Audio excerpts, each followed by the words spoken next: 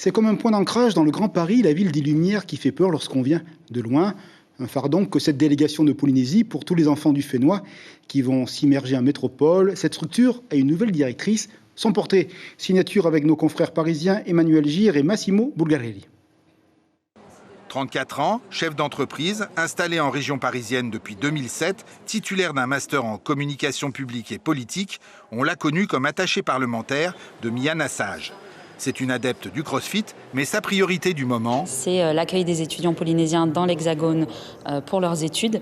Alors le volume des étudiants, la difficulté c'est qu'on ne le connaît pas exactement. On connaît aujourd'hui le nombre d'étudiants boursiers. L'année dernière, on était à 280 étudiants, des boursiers du territoire. Mais on a un suivi très difficile sur les boursiers d'État et un suivi inexistant sur les autres étudiants qui peuvent être amenés à venir faire leurs études ici. 390 arrivants de Polynésie en 2022, dont 284 étudiants boursiers du territoire. C'est extrêmement important dans le cadre du programme Mobile Jeunes qu'on a mis en place de façon à favoriser la mobilité des jeunes des collectivités d'outre-mer pour leur arrivée en métropole et s'assurer qu'ils ont toutes les informations nécessaires à une expérience réussie en métropole. Une prise de fonction menée tambour battant pour la déléguée sur 2023-2024. On ne compte plus les rendez-vous d'importance pour la Polynésie. Cette année va être un peu une année de la Polynésie. J'arrive sur des projets de grande ampleur comme Paris-Plage qui marquent un peu le début à la fois de ma prise de poste et à la fois de ce partenariat avec la ville de Paris.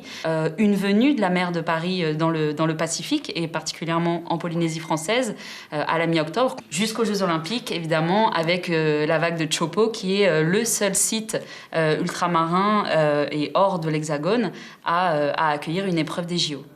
Elle est le choix du président Brotherson, mais elle n'est pas au Tavini. Sa feuille de route à la délégation est claire. On est en train de réfléchir à la fois avec les équipes du président et à la fois avec les équipes qui sont ici à Paris et qui vivent le quotidien de cette délégation à la façon de la structurer pour qu'elle devienne un vrai outil utile aux communautés, qu'elles soient des entrepreneurs, qu'elles soient des associations ou aussi des institutions.